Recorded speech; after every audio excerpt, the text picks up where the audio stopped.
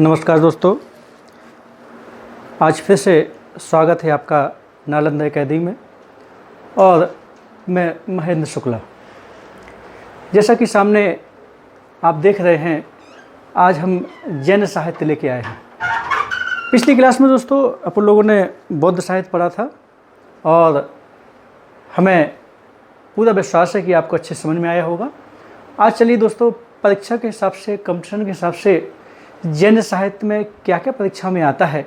जैन धर्म की बात अभी नहीं करेंगे। जैन धर्म की बात जैसे कि कल भी हमने कहा था वो नेक्स्ट क्लास में करेंगे जब जैन धर्म पढ़ाएंगे। अभी जैन साहित्य की क्या कहते हैं दोस्तों, चर्चा करते हैं। तो जैसा कि बोर्ड में आप देख रहे हैं कि जैन साहित्य को आगम भी कहते हैं। क्या कहते हैं दोस्तों? आगम भी कहते हैं। जैन साहित्य को दोस्तों पूर्व भी कहा जाता है। पूर्व भी कहा गया है, आगम भी कहा गया है। यहाँ थोड़ा सा आपको बता दें कि क्वेश्चन आता है कि जैन साहित्य में सबसे पुराने जो ग्रंथ कौन से हैं वो पूर्व हैं। इसके पहले आते हैं अपन लोग, जिस प्रकार से कल पढ़ा था अपन लोगों ने कि बौद्ध साहित्य पाली भाषा में लिखा गया प्रारंभिक, बाद में आपका संस्कृत में आया। वैसी ही बात यहाँ है, बस पाली की जगह प्राकृत भाषा में। दोस्तों आपको बता दें, ये जैन साहित्य है, ये प्राकृत भाषा में लिखा गया था। प्राकृत भाषा में दोस्तों लिखा गया था। और जो लिपि थी वो थी आपकी अर्धमागधी। कैसी थी? अर्धमागधी। चलिए, बाद में आपको बता दें, ये जो जैन साहित्य में आपको ये पुराण है जिनको चरित कहते हैं, वो आपका प्राकृत में भी है और अपभ्रंश में भी है और संस्कृत में भी आपको दोस्तों जैन साहित्य मिलेंगे। उनकी चर्चा बाद में करेंगे पुराणों की। आ जाइए, यहाँ थोड़ा सा आपको बता दें, ये क्वेश्चन आता है आपका कि पूर्व कितने हैं। जैन साहित्य में जो ग्रंथ है पूर्व कितने हैं। तो यहाँ थोड़ा सा आपको बता दें, ये पूर्वों की संख्या कितनी है? 14 है। कितने हैं? 14 क्या है? ये पूर्व है। ये दोस्तों आपको बता दें, ये महावीर स्वामी की इसमें शिक्षाएं, सिद्धांत आदि क्या है आपका, ये पूरा इसमें क्या है आपका, ये पूर्व में ग्रंथों में आपका ये है। शिक्षाएं भी हैं और दोस्तों आपको बता दें इसमें सिद्धांत भी है, कुछ भी कर सकते हो। ये सबसे पुराने ग्रंथ कहे जाते हैं जैन साहित्य में। चलिए ठीक है, जैन धर्म के सबसे पुराने ग्रंथ भी यहाँ पे क्या है, पूर्व कहे जाते हैं। यहाँ आपको थोड़ा सा बता दें, ये जो पूर्वों का जो रचना की थी, इनकी जो रचना हुई थी, ये दोस्तों हुई थी आपके गौतम थे। गौतम बुद्ध नहीं, एक गौतम थे। और गौतम आपको बता दें, ये शिष्य थे। गौतम किसके शिष्य थे दोस्तों? ये शिष्य थे आपके, ये महावीर स्वामी के। चलिए, ये पूर्व हो गए। फिर इसके बाद आप जानते हो, ये क्वेश्चन आता है कि ये जैन साहित्य में जो आगम है, आगम की कुल संख्या लगभग कितनी है। तो आपको बता दें, इनकी संख्या कितनी है? 46, यानी कि 46। तो सबसे पहले अपन ने देखा इतिहास के स्रोत में दोस्तों जैन साहित्य को आगम भी कहते हैं, जैन साहित्य को पूर्व भी कहते हैं। जैन साहित्य में आगमों की संख्या कितनी है? 46 है। जो पूर्व है वो आपका सबसे पुराने ग्रंथ भी हैं आपकी ये जैन साहित्य में। और आपको बता दें, इन पूर्वों की रचना महावीर स्वामी के एक शिष्य थे गौतम ने क्या है दोस्तों, इनने क्या है, इनकी रचना की थी। किसकी? 14 पूर्वों की। चलिए, अब 14 पूर्वों को ही पुनः अच्छे से जो आपका लिपिबद्ध किया गया, लिखा गया, वो थे आपके दोस्तों 12 अंग। कौन थे? 12 अंग। फिर उसके बाद दोस्तों ये 12 उपांग भी आते हैं। फिर 10 आपके क्या कहें, प्रकीर्ण भी हैं। फिर उसके बाद 6 आपके छेद सूत्र भी हैं। फिर आपके 4 मूल सूत्र भी दोस्तों मिलते हैं। फिर आपके एक अनुयोग द्वार मिलता है और एक मिलता है दोस्तों निलिंद द्वार। चलिए, ये जो हमने आपको बताया था कि ये आगमों की संख्या कितनी होती है? 46 है। हकीकत में यही आगम होते हैं। यहाँ एक क्वेश्चन आता है कि ये जो आगम है, आगमों में सबसे महत्वपूर्ण कौन से हैं? तो ये दोस्तों ये सर्वाधिक महत्वपूर्ण है। सर्वाधिक महत्वपूर्ण है। कौन है? ये 12 अंग है आपके। 12 अंग में दोस्तों कुछ परीक्षाओं में आपके आते हैं, उनकी थोड़ी देर चर्चा कर रहे हैं। फिलहाल ये देखो, आप संख्या गिनोगे तो ये लगभग क्या है, पूरे 46 क्या है आपके हो रहे हैं। आगमों की संख्या कितनी है आपकी? ये 46 है। ये आगम आपको बता दें, ये प्राकृत भाषा में क्या है आपके ये लिखे गए हैं।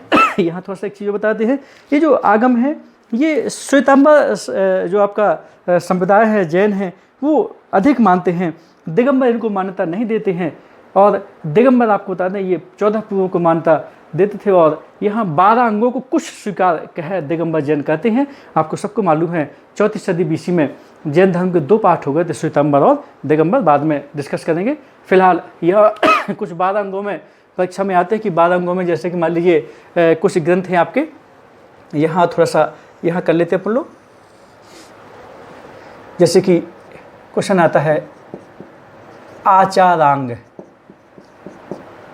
सूत्र। एक है दोस्तों भगवती सूत्र, भगवती सूत्र। एक है आपका प्रश्न व्याकरण। एक है आपका नाया धम्म कहा।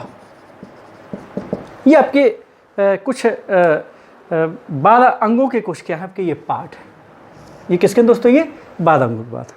ये आपको बता दें, ये जो आचार अंग सूत्र में है दोस्तों, इसमें आचार नियम है। क्या है इसमें? क्या है? आचार नियम है। भिक्षुओं के लिए क्या है आपका ये आचार नियम वगैरह क्या है आपके इसमें ये दिए गए हैं। ये जो भगवती सूत्र में है, भगवती सूत्र में जानते हो आप लोग, ये 16 महाजनपद है। क्या है? 16 महाजनपद हैं। वहाँ पढ़ा होगा कि अंगुत्तर निकाय जो बौद्ध धर्म का ग्रंथ है, उसमें भी अंगुत्तर निकाय में दोस्तों 16 महाजनपद हैं। वहाँ जब 16 महाजनपदों में पढ़ोगे तो वहाँ आपको मिलेगा कि 16 महाजनपदों का वर्णन जैन ग्रंथ भगवती सूत्र और बौद्ध ग्रंथ अंगुत्तर निकाय में, वहाँ चैप्टर में आप देखेंगे। फिलहाल आ जाइए, वापस आ जाए। यहाँ जो दोस्तों प्रश्न व्याकरण है, इसमें प्रश्न व्याकरण में क्या है, ये पंच महाव्रत है। पंच महाव्रत जानते हो आप लोग, सत्य अहिंसा अस्तेय परिग्रह, ठीक है ना, आपका ब्रह्मचर्य, ये सब पंच महाव्रत है आपके। और फिर आ जाए नाया धम्म कहा। नाया धम्म का मैं आपको बता दें, ये महावीर स्वामी की शिक्षाएं हैं। शिक्षाएं के अलावा उनकी कुछ क्या है कई रोचक कहानियाँ भी क्या है कई ये दी गई हैं। अब यहाँ ठीक है आपका भगवती सूत्र में 16 महाजनपद आपका ज़्यादा आता है। आचारक सूत्र में आचार नियम जो आपके भिक्षुओं के लिए वो आते हैं आपके। फिर ये आता है कि न्याय धर्म कहा, प्रश्न व्याकरण, ये किसी किताब है तो आप क्या करना है, बौद्ध धर्म किताब है। और फिर थोड़ा सा अगर और अच्छे लगे आपको तो बौद्ध धर्म में ये 12 अंगों के अंतर्गत दोस्तों क्या है ये पुस्तकें आपकी ये आती हैं। चलिए दोस्तों, यहाँ आपको बता दें ये जो आगम ग्रंथ हैं, आगम, इनका जो संकलन हुआ था दोस्तों, ये संकलन किया था जम्बू स्वामी।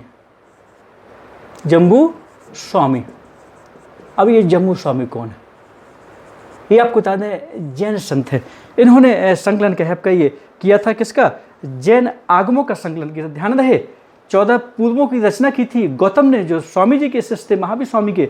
लेकिन उनके बाद महावीर स्वामी के बाद आपकी 4वीं सदी बीसी के आसपास क्या हुआ दोस्तों, जम्बू स्वामी ने इन सबका संतों के सभी योगदान से लिखे गए थे आपके ये जो अंग है, उपांग है, आदि वगैरह है, इनका संकलन हुआ था। तो यहाँ अगर ये आ जाए कि ये संकलन कब हुआ था तो दोस्तों एक डेट मिलती है आपकी किताबों में, वो है आपका 400 बीसी, 4वीं शताब्दी बीसी से लेकर के ये दोस्तों 600 ईस्वी यानी कि एडी के बीच क्या हुआ था, इन जैन ग्रंथों का आपको बता दें संकलन हुआ था। देखिए आ जाए यहाँ, ये 14 पूर्वों की रचना की थी, किसने की? गौतम ने की थी। ये पूरे जो आपके आगम हैं 46 आगमों का जो संकलन किया था, लिखे गए थे संतों के माध्यम से। जो आपका संकलन किया था वो कौन थे? जम्बू स्वामी थे। अब ये क्वेश्चन आता है कि ये जैन धर्म के जो ग्रंथ है अंतिम रूप से इनकी रचना कहाँ हुई थी? तो दोस्तों आपको बता दें जैन धर्म में 2 संगीतियाँ होती हैं। जिस प्रकार से बौद्ध धर्म में 4 संगीतियाँ हैं, उसी प्रकार से क्या है जैन धर्म में आपकी क्या है 2 संगीतियाँ आपकी हुई थी, और उनकी थोड़ा सा क्या है चर्चा पर लोग करेंगे दोस्तों। तो आ जाइए यहाँ इस क्षेत्र में आए हैं, जैन धर्म की 2 संगीतियों की चर्चा करते हैं। तो प्रथम संगीति, संगीत का मतलब कहलाता है दोस्तों बैठक, प्रथम संगीति। और दोस्तों आपको बता दें ये प्रथम संगीत हुई थी, ये आपको लगभग 300 BC के आसपास हुई थी, कहीं 298 मिलता है, वो भी आपका चलेगा 300 BC के आसपास। चंद्रगुप्त मौर्य दोस्तों उस समय क्या थे, ये शासक थे। शासक कौन थे उस समय, ये चंद्रगुप्त मौर्य थे, चंद्रगुप्त मौर्य थे दोस्तों। इसके जो अध्यक्ष कौन थे, ये अध्यक्ष थे आपके ये भद्रबाहु और स्थलबाहु। स्थलबाहु, भद्रबाहु वहाँ नहीं थे, उनके कंप्यूटर थे स्थलबाहु, जिनके स्वजन से आपका श्वेतांबर समुदाय आया था आपका। तो देखिए प्रथम संगीत का आयोजन 1ली सदी BC हुआ था, चंद्रगुप्त मौर्य के समय हुआ था। स्थलबाहु उसके आपके अध्यक्ष थे। और ये दोस्तों आपको बता दें ये पाटलिपुत्र में क्या हुआ था, इस संगीत का आयोजन आपका ये हुआ था। इसमें प्रथम संगीत में आपको बता दें ये जो ये दिख रहे हैं आपको 14 पूर्व, 14 पूर्वों का क्या है यहाँ संकलन हो गया था, लेकिन अच्छे से नहीं हो पाया था, क्योंकि 14 पूर्वों का ज्ञान आपको बता दें ये भद्रबाहु को था, और भद्रबाहु ने स्थलबाहु को 14 में से 10 पूर्वों का ही ज्ञान दिया था। और आपको बता दें ये यहाँ जब भद्रबाहु दक्षिण से उत्तर आए थे, तो इन लोगों ने उत्तर के जैन लोगों ने क्या किया था, उनके नेतृत्व को स्वीकार नहीं किया था। और इसी समय आपको क्या हुआ था, जैन धर्म 2 भागों में बट गया था, श्वेतांबर और दिगंबर के रूप में क्या हो गया था दोस्तों, विभाजन हो गया था। यहाँ द्वितीय बौद्ध संगीति, आइए सॉरी जैन संगीति, बौद्ध बोल गए, द्वितीय जैन संगीति। इसका दोस्तों जो आयोजन हुआ था, डेट आती है आपकी ये 512 ईस्वी में, 512 ईस्वी में आपका क्या हुआ था। और यहाँ एक शासक थे शिवसेन शासक थे। आपको बता दें ये मैत्रक वंश के क्या थे आपके ये शासक थे। और मैत्रक वंश आपको बता दें ये बल्लभी गुजरात। और ये इसके जो अध्यक्ष थे दोस्तों ये थे देवाधिक क्षमा समण, देवाधिक क्षमा सिमर। तो दूसरी जैन संगीत के आयोजन 512 ईस्वी, शिवसेन शासक थे, मैत्रक वंश के थे। यहाँ चंद्रगुप्त मौर्य थे, ये देवाधिक क्षमा समण क्या थे, इसके अध्यक्ष थे। स्थान कौन सा था आपका, ये बल्लभी यानी कि गुजरात में। अब एक क्वेश्चन आता है कि अंतिम रूप से जैन ग्रंथों का संकलन, जैन ग्रंथों की रचना किस जैन संगीत में आपकी हो चुकी थी। तो आपको बता दें अंतिम रूप से जो जैन आगम हैं ये आपको द्वितीय बौद्ध संगीति में आपके क्या है ये लिखे गए थे। प्रथम में तो आपके 14 पूर्वों की रचना हुई थी। और आपको बता दें ये जो 12 अंग है ना, ये 12 अंग में 14 पूर्वों को ही अच्छे से क्या है स्पेशल रूप से दोस्तों लिखा गया था। तो हमारे ख्याल से आपको ये समझ में आ गया होगा ये पूर्व अंग आपके ये आगम, इनकी संख्या, कौन से ग्रंथ कब लिखे गए थे। और अलग अलग दोस्तों व्यक्तियों के रूप में आ जाए तो फिर भी आपको क्या करना है, ये व्यक्तियों के रूप में हमने क्या है आपको ये बता दिए हैं। अब इसके बाद क्या करते हैं अपन लोग आगे आते हैं। अब यहाँ थोड़ा सा चर्चा हो जाए, एक चर्चा हो जाए जैन धर्म में पुराणों की, जिन्हें दोस्तों चरित्र कहते हैं। और कुछ पुस्तकें, महत्वपूर्ण पुस्तकें आपकी परीक्षा में आती हैं, थोड़ा सा उनकी भी क्या करना है, चर्चा करना है, क्योंकि उन पुस्तकों के बिना जैन साहित्य क्या है आपका ये अधूरा है। ये आपको देखना ही पड़ेगा, क्योंकि आपको पेपरों में आपको मिलेगा। आप पेपर उठा के देख लीजिए, फिर आप कहना कि हाँ शुक्ला सर ने सही बताया था। चलिए दोस्तों टाइम बर्बाद न करते हुए आगे आ जाए अपन लोग। तो अब इसके बाद अपन पढ़ते हैं चरित्र पुराण। पुराण क्वेश्चन ये है जैन धर्म में पुराण को क्या कहते हैं, चरित्र कहते हैं, चरित्र कहते हैं। ये जैन धर्म में पुराण कौन कौन सी भाषा में लिखे गए, तो आपको बता दें ये संस्कृत में है, प्लस प्राकृत में है, प्लस अपभ्रंश में है। प्लस क्या है दोस्तों, अपभ्रंश में है। ये 3 भाषाओं में लिखे गए, परीक्षा में आता है। किस में नहीं है तो ABC तीनों लगाना है, या फिर एक लाइन में आपको मिलेगा। अलग अलग भाषाओं के है आपका स्पष्ट रूप से वहाँ देखने को मिलेगा। चलिए ठीक है, ये पुराण है क्या, पुराण संत चरित्र लेखन है, संत चरित लेखन है दोस्तों। मतलब जो मेन संत हैं उनका चरित चित्रण है, उनका लेखन है आपका किसमें, पुराणों में क्या है आपका है। और यहाँ आपने देखा होगा परीक्षा में दोस्तों जोड़ी मिलाने के लिए आता है कि ये अच्छा विशेष वगैरह में आता है कि हरवंश क्या है, कालिका के पुराण किसका ग्रंथ है, हिंदू का है, बौद्ध का है, शाक्त संप्रदाय का है, जैन का है। अगर आप थोड़ा सा नहीं देखेंगे तो वहाँ फिर कोई हिंदू कोई इस प्रकार से उल्टे सीधे क्वेश्चन आपके लगा के आ जाते हैं। चलिए तो आ जाए जल्दी से। ये पुराणों में थोड़ा सा आपको एक मिलेगा हरिवंश, पुराण सब में लगा रहेगा। एक मिलेगा दोस्तों हरिवंश, एक मिलेगा आपको पद्म, एक मिलेगा आपको ये आदि, एक मिलेगा आपको ये उत्तर। इस प्रकार को क्या मिलेंगे आपको ये दोस्तों नाम आपको क्या है यहाँ मिलेंगे। और ये क्वेश्चन आपका हाँ ये को मिलेगा आपको ये कालिका।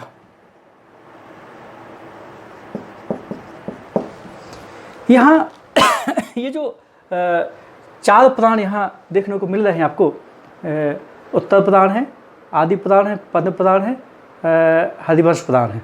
चलिए और एक है आपको मिलेगा कालिका पुराण, कालिका पुराण। ये थोड़ा सा ध्यान करना, ये जैन धर्म के क्या है प्रमुख पुराण है। ये दोस्तों जो पुराणों की जो रचना हुई है ये आपको बताना है, ये 4वीं सदी ईस्वी से 9वीं सदी ईस्वी की क्या है आपके ये बीच इनकी क्या हुई है रचना हुई है। ये जो हरिवंश पुराण है ये जिनसेन की रचना है। किसकी दोस्तों, ये जिनसेन की क्या आपका ये रचना है। ये जो आदि पुराण है इसमें भी दोस्तों जिनसेन की रचना है। किसने लिखा था इसको, जिनसेन लिखा था। ये जो पद्म पुराण की रचना है ये आपके क्या कहें रवि सेन ने क्या किया दोस्तों, ये पद्म पुराण आपका लिखा था। ये जो उत्तर पुराण है ये गुणभद्र ने लिखा था। कालिका पुराण आपका संयुक्त प्रयासों से आपका क्या है ये हुआ था। और ये जोड़ी मिलाने के लिए भी आता है कि बताइए कौन सा पुराण किसने लिखा। दोस्तों ये समझ लीजिए क्वेश्चन आपको क्या है सामने हमने देखे रखा है। यहाँ जो आपको ये उत्तर पुराण है, ये दोस्तों उत्तर पुराण है। ये उत्तर पुराण में यहाँ आपको बता दें ये जैन धर्म का एनसाइक्लोपीडिया कहा जाता है आपका।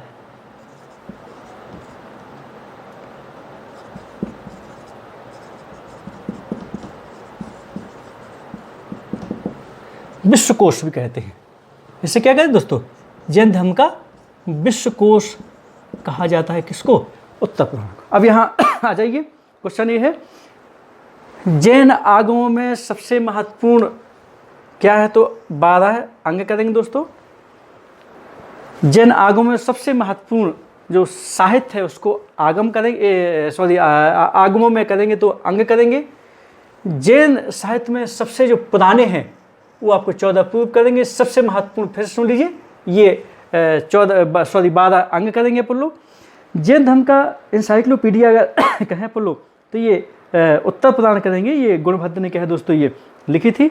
फिर इसके बाद कुछ पुस्तकें और आपकी क्या है थोड़ा सा परीक्षा में आती हैं, उनको देखे बिना क्या है अपन अधूरे हैं। चलिए तो आ जाइए, एक किताब है आपका कल्प सूत्र। कल्प सूत्र ये दोस्तों संस्कृत भाषा में, किस भाषा में है, ये संस्कृत भाषा में है और ये भद्रबाहु ने लिखी थी।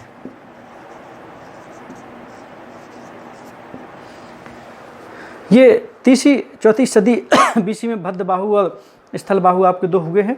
भद्रबाहु दिगंबर जैन शाखा के क्या थे आपके ये प्रणेता थे, संस्थापक थे। और आपको थोड़ा बता दें ये 310 बीसी के आसपास मगध में 12 वर्षों का अकाल पड़ा था। और इस जैन सभ्यता, जैन कल्चर को इनको सुरक्षित करने के लिए अपने शिष्यों के साथ में कहाँ चले गए थे, अकाल से दूर रहने के लिए आपके कहाँ कर्नाटक चले गए थे, साउथ में श्रवणबेलगोला वगैरह चले गए थे। और जब अकाल समाप्त हुआ था तो फिर से ये कहाँ थे, ये आपका उत्तर आ गए थे, यानी कि पाटलिपुत्र आ गए थे। और जब ये गए थे तो स्थलबाहु को जैन जो समाज था उसकी रक्षा करने के लिए क्या हो गए थे, ये सौंप के चले गए थे। बाद में फिर स्थलबाहु के नेतृत्व में स्थिर लोगों की मतलब जो उत्तर के जैन थे उन लोगों की एक सभा हुई थी, उससे कहते हैं दोस्तों प्रथम जैन संगीति। ठीक है ना। चलिए, तो ये वही आपके क्या है, ये भद्रबाहु है। ये दोस्तों आपको बता दें, ये चंद्रगुप्त मौर्य के क्या थे, आपके गुरु भी थे। और कहीं कहीं ये भी आता है कि चंद्रगुप्त मौर्य इन्हीं के साथ में क्या हो गया था, बाद में साउथ चला गया था। और जैन नीति संलेखना यानी काय क्लेश द्वारा चंद्रगुप्त मौर्य ने क्या है दोस्तों अपने प्राण क्या किए थे, त्यागे थे।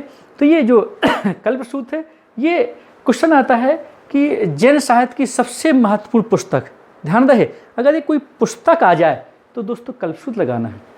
सबसे महत्वपूर्ण जैन साहित्य आ जाए तो आपको 12 अंग लगाना है।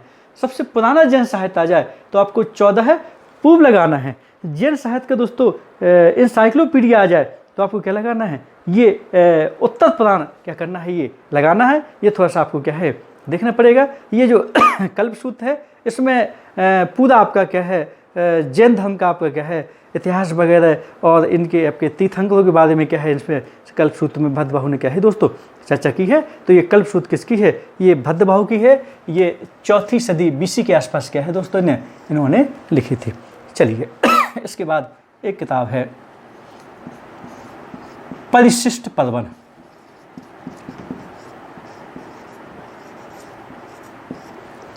ये थोड़ा सा एक आपको कन्फ्यूजन दूर कर दें, स्टूडेंट कन्फ्यूज हो जाते हैं कथा वस्तु में और कल्पसूत्र में, ये थोड़ा सा ध्यान देना है। कथा वस्तु मोगल पुत्र तिस्स की है, संस्कृत में है, बौद्ध धर्म की तृतीय बौद्ध संगीत के समय लिखी गई थी। तो कथा वस्तु है, ये कल्पसूत्र है। ये थोड़ा सा ध्यान करना है, कभी कभी कन्फ्यूजन होता है। जब आपको दोस्तों पढ़ने का सबसे अच्छा तरीका बताएं, आप तो ठीक है आपके पास दोनों वीडियो होंगे, जैन धर्म का भी वीडियो पहुंच रहा है, ठीक है। तो आप जैन धर्म की पुस्तकें और बौद्ध धर्म की पुस्तकें, जब ये पुस्तकें पढ़ें तो उसको भी साथ में पढ़िए, तो कन्फ्यूजन आपका क्या हो जाएगा, दूर हो जाएगा। पढ़ने का सबसे अच्छा तरीका है, आप तो जैन धर्म को, बौद्ध धर्म को, जैन साहित्य को, बौद्ध साहित्य को आप तुलनात्मक रूप से पढ़िए, बड़ा मजा आएगा और बहुत जल्दी से क्या हो जाएगा, याद आ जाएगा। फिर मन से आपको क्या होगा, लगेगा कि हाँ कुछ हमने पढ़ा है। चलिए तो आज आगे आ जाए। परिशिष्ट पर्वन जो किताब है, ये है आपका हेमचंद्र सूर्य की,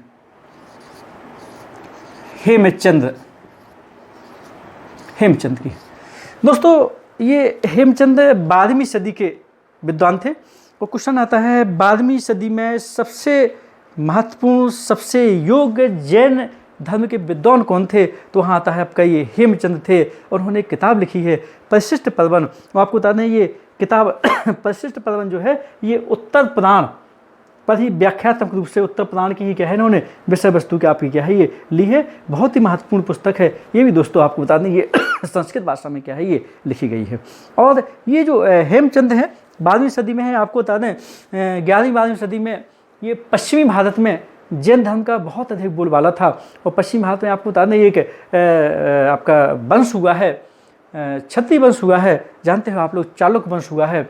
और चालुक्य वंश को सोलंकी वंश भी कहते हैं। तो चालुक्य वंश में एक राजा हुए हैं जय सिंह सिद्धराज। कौन हुए हैं, जय सिंह सिद्धराज। तो जय सिंह सिद्धराज के राज दरबार में दोस्तों कौन थे, आपके ये हेमचंद आपके क्या है रहते थे। और उन्होंने बहुत फेमस किताब आपकी क्या है ये परिशिष्ट पर्वन क्या है दोस्तों रचना की थी।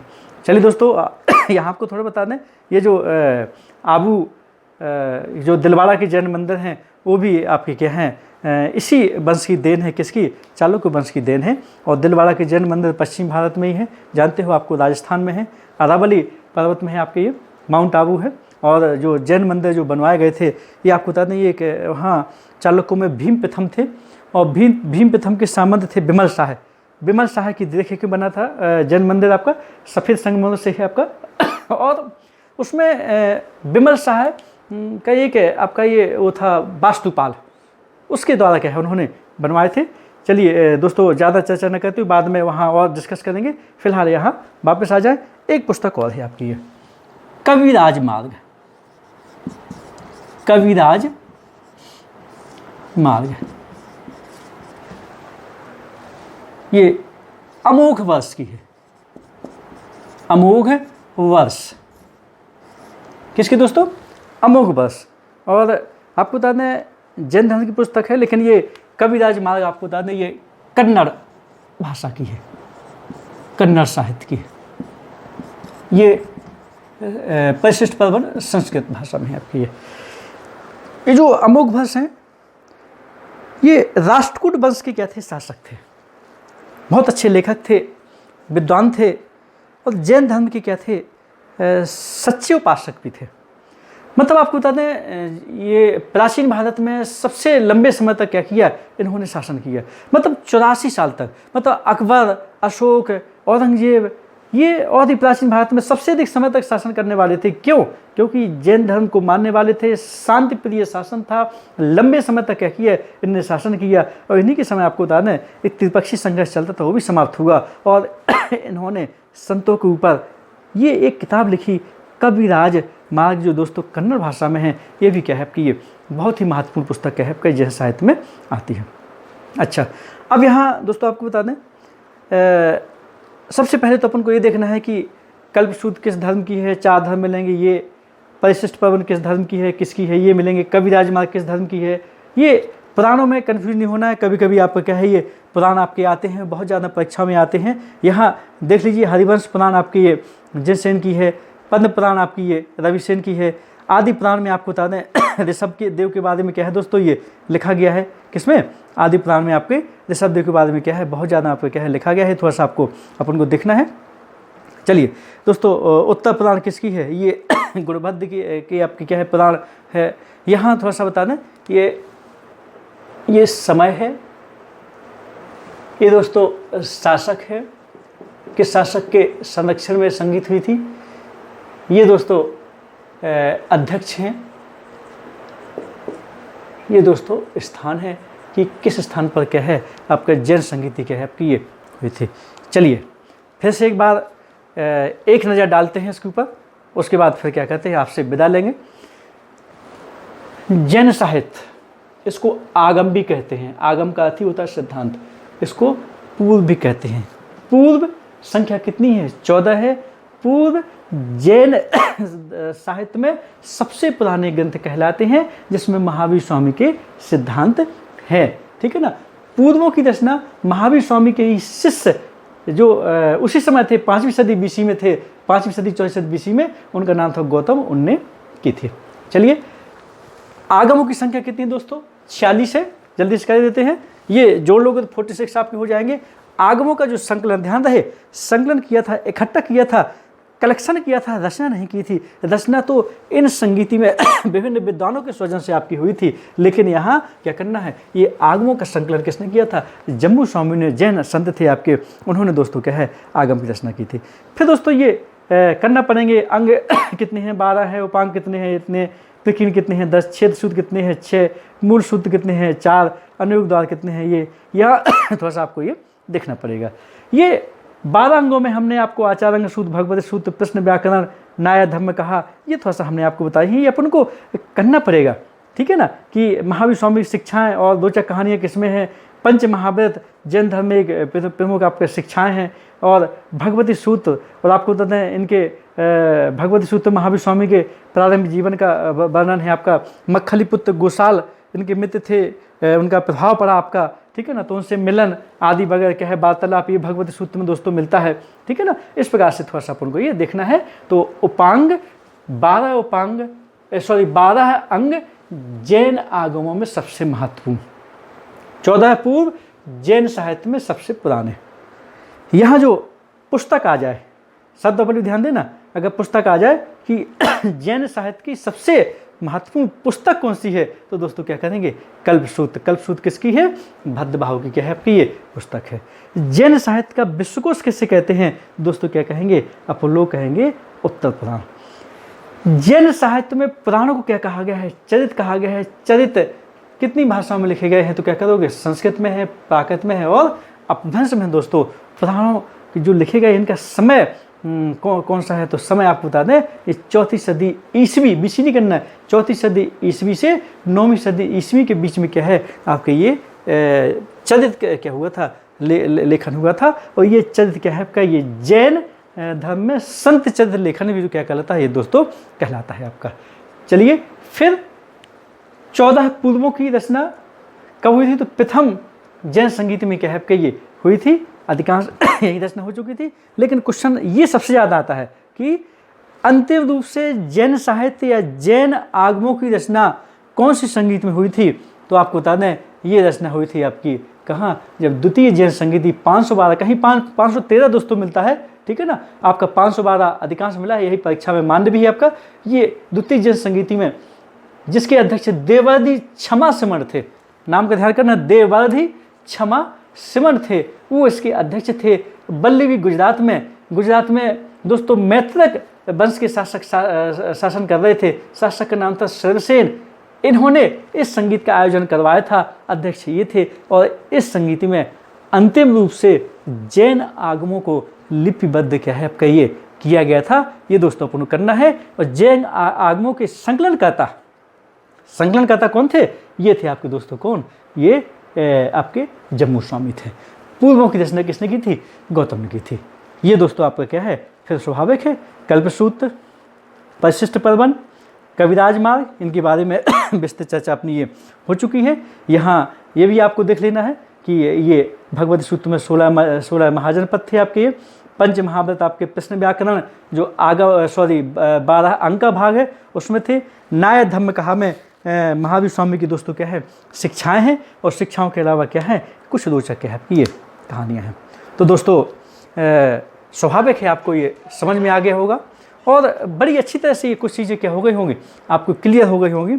और अगर आपको लगे कि हमारी बात, हमारी भावनाएं और इतिहास की आत्मा और जैन साहित्य आपके दिल दिमाग पर चढ़ा है, कुछ समझ में आया है, और हाँ अगर सच में ऐसा लग रहा है कि हाँ कुछ समझ में आया है, हमने अच्छे से समझाया है, तो आपको क्या है फिर हमारे चैनल को आप लाइक करें, सब्सक्राइब करें और बेल आइकन दबाएं, और हमें आगे एनर्जी दें कि इसी तरह क्या है हम इतिहास की सीरीज को क्या है चालू रखें। दोस्तों इसी के साथ ही अगली क्लास में फिर से मिलेंगे। नमस्कार, जय हिंद।